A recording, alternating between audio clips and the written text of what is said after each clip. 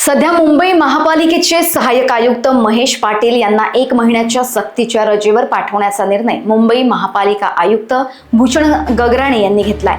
हा मुद्दा सध्या गाजतोय आणि यावर सरकार दोषींना पाठीशी घालतंय का असा प्रश्न आमदार कृपाल तुमाणे यांना केला असता सरकार असं काहीही करत नाही, दोषींवर योग्य ती कारवाई होईलच असं ते म्हणाले। नाव काय येत नाही।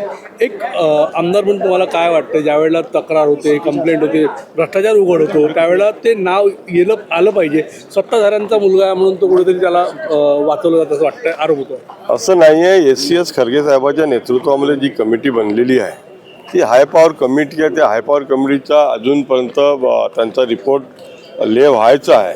तो रिपोर्ट ले झाल्यानंतर ह्याच्यामध्ये काय आढळते त्याची सत्यशोधन समिती जी बनली त्याच्या माध्यमातून जो रिपोर्ट येईल त्या रिपोर्टच्या अनुसार नंतर पुढील कारवाई काय करेल। सरकार कोणालाही कधी वाचवत नसते।